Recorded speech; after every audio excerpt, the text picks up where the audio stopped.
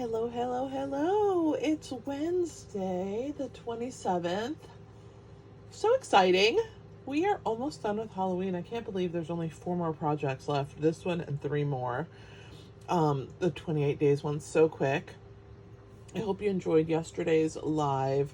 I had so much fun making the project for you. And if you missed it, I will link it at the end of the video. If you are new to my channel and you haven't seen all of the other 24 days of Halloween projects this year, you'll have to catch up and watch them. Just go to my channel and just submerge yourself in the video section, the video tab. The last 24 days I've been making projects. Today is day 25 and I've had a really great time. I've used Fright Night, Spooky Halloween, and Sweet Halloween. Sweet Halloween is a stamp set. It will be available on September the 2nd. You can order it because we'll have new products on that date. And definitely get it. It is 100 times worth it. But it's been a really fun ride, and I hope that you've been enjoying it as well. Let me know what you think of the projects, and let me know if you've been here the whole time or if today's your first time catching me. So let's go ahead and get started. I'm going to teach you how to make this adorable trick-or-treat no glue box. So I love a box that doesn't need anything to seal it, right? So we're using the trick-or-treat from Fright Night. I didn't actually use the dies, but I wanted to show you the cool bundle. And let's just go ahead and get started. So you're going to start with a piece of designer series paper that is 3 3/4 by 5 3/4. And we're going to score on both sides. Let's put that over there. I still have my tea out. I'm going to have some in a minute. It's just a little too hot for me right now. Okay, so we're going to go ahead and we're going to score the short side on at 5/8 of an inch, which is 1 tick after the 1/2 inch. So at 5/8 on both sides of the short side, so 1 tick past the 1/2 inch. All right, and then we're going to turn it long ways, and we're going to do it at 1 1/2, at 2 1/8. at 3 5/8, so the 1/2, and then 1 tick, and then 4 1/4. And that's it. That's all the scoring. This is going to be a very, very quick project, but quite cool. So you're not going to be able to see all the marks. I'm going to try and show them to you on the dark side of this DSP. It'll be a little easier, I think, for you to see them. But you do want to burnish along all of the lines, and that will get you set up for a good project. I always feel like once I've done my scoring, my paper lays correctly, it's going to fold nice. All right, so we have basically a rectangle here, a little skinny rectangle. See, here it is. I'm going to fold it for you so you can see. Okay, and then another rectangle the same, another skinny rectangle, and another rectangle. So you have 3 panels and then 2 skinny panels. Right on these areas right here, you're going to angle and do a little scoring. So I'm going to bring in my, actually, I'm going to do it on this side. It'll be easier for me to see. I'm going to bring in my piece, and I'm going to actually mark, because it's hard to see. So I'm going to mark the 2 spots because they're hard to see. So I'm going to mark here, and then I will wipe it away so that I can catch what I need to catch. And then I'm going to mark this one and this corner. We're going to go opposite corners. We're going to do the same thing on the other side. So we're going to do this corner, and this corner, and then this corner, and then this corner. And I'll erase those when I'm done, but I need something to know what I'm trying to connect to. So I'm going to put my ruler, and then I'm just going to go, oops, from corner to corner. So there's 1, And I don't want to press too hard. I don't want my paper to rip, but I do want to give it a nice little score line. And then this one goes from, I have to find my square here. Okay, I think it's from this corner to this corner. Yep, I see the marks now. You just have to be careful. It's hard to see sometimes on pattern paper or on paper that has printed with designs. Okay, so they're both in like this, and then we're going to do the same thing on the other side. So this one's going to go across here.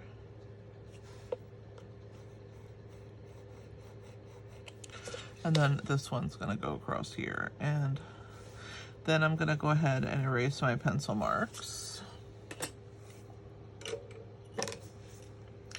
because I don't want them on the outside of my paper. But they help when you're trying to do your piece. Okay, so what you want to do is just make sure that they also fold. See, there's that one, that one,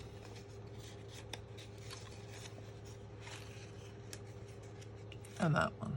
Okay, so what you want this to do is form like a little pouch. Okay, so you're going to bring one in, and then the most important thing is that you get a really good score on these corners here. Okay, so you want to make sure that those are nice and crisp on these angles. And then this one's going to come across here like this, and this locks in with that piece right there. And then as long as your angles are good on this side, your box should hold no problem without any glue. See? So let's add our candy inside. So you just have to lift here, and that will unlatch it. I am using these Werther's caramels. Let me try and find the bag. Here we go. They're pumpkin spice caramels. They also come in green apple also. I used them earlier in the series in the green apple, but I got these at the dollar store, and they're actually soft caramels. So we're gonna put 2 of these in here. That should be enough. This is a fun little coworker treat, right? You could put it on their desk. So we're gonna start with that one, and then we're gonna bring this one in, and just make sure that your little wrapper edges are inside. Sometimes they want to come out. Just flip them in. And then, like I said, this is the most important angle. If this is crisp, then your box will hold really nice. Okay, so now we're going to decorate it. I'm going to have the opening at the top. Okay, and we're just going to decorate this section. I didn't mean to pull on that. There we go. All right. So we're using a basic black for a matte on here. Now, of course, it doesn't want to stay because I'm just, I don't know what I did. There we go. I think I'm good now. I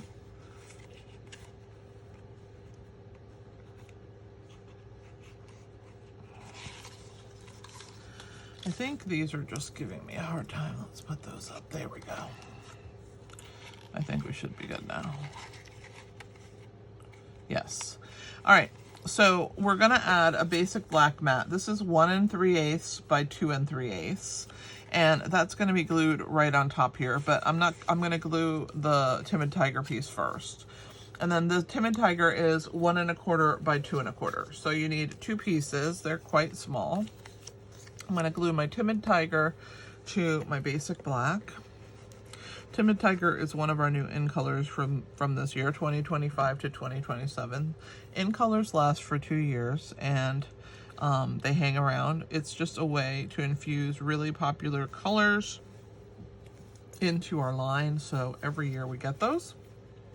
Once you've attached both of those, you're going to go ahead and put some glue on the black layer. And we're going to add that over the top right there. Looking cute, right? All right, so now our we're gonna decorate this. It slid on me a little. Let me slide it down. There we go. Now we're gonna decorate this piece here. Okay, so I used one of the cutouts from the Spooky Sweet Designer Series paper. There's 2 sheets that you can cut out these already colored die cut image. So I'm gonna add our little bird, our little crow on the pumpkins right there, and I'm just gonna attach him with wet glue. Now I'm not going to put glue on the very top because his tail kind of sticks off of the treat holder here. So I'm gonna add him right here. Isn't he so cute? I love him. All right, so we're gonna add him right there. And then we're gonna stamp our sentiment on just a scrap of basic white. And I'm gonna use Memento Tuxedo Black ink. So I'm just gonna ink up my trick or treat. Of course, you could put Happy Halloween if you want. I chose trick or treat today. And this is just a little scrap of white that I had. I'm just gonna stamp over the top. And then I am gonna clean my stamp and we're gonna cut apart our word. This is just a really, you can make a bunch of these. It doesn't take a lot of paper, and it's quite cool.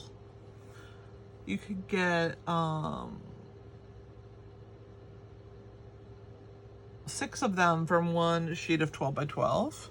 So works out quite nice. Okay, so we're gonna go ahead and cut apart our words. So I'm just gonna angle cut and then kind of work my way around and then cut apart my words. So it's just however you want to do it. There's my treat. And then we're gonna do or. I'm gonna do it this way, this way. I'm actually gonna cut this one this way. Let's do the top and the bottom of that. And let's get trick. All right. So this one I'm going to angle this way. Why? Just 'cause. I like to make things a little different. Maybe I went a little too wide. Let me bring that in slightly. There we go. All right, so there's trick or treat. And then the excess we're just gonna throw away. And then I'm gonna use some dimensionals on the back to pop that trick or treat off of our box. So I'm just gonna use edge pieces. So I'm gonna flip these over.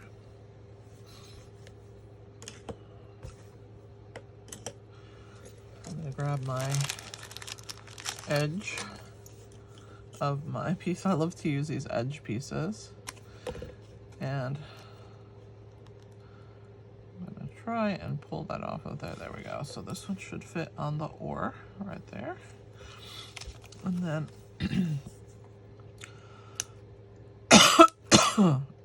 well, I don't know what happened there. Little cough. Sent it flying. Okay, so let's add that piece and another one. And then one more.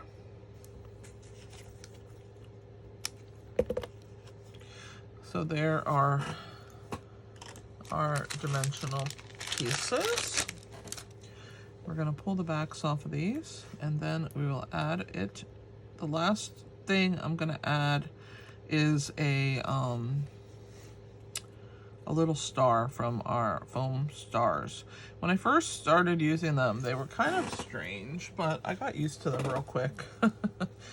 Oh, there, my or got stuck on my finger. I'm like, what happened to the or? Okay, so there's treat, or, and here's trick. So they're a little different the way I cut the lettering, but hey, it works, right? So cute. I hope you'll try your hand at this quick and easy treat package.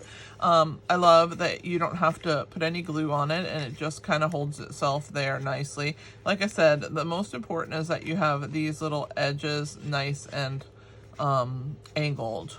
And if you do that, they stay together quite nicely. I hope you enjoyed, and I will see you in tomorrow's video. I will have a video tomorrow at noon, same as today's.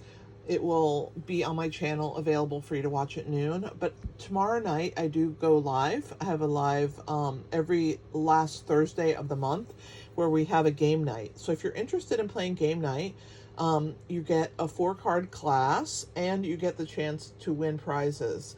You can check my website, inkyhandswarmhearts.com, under events, and it says game night, and you can read all about it.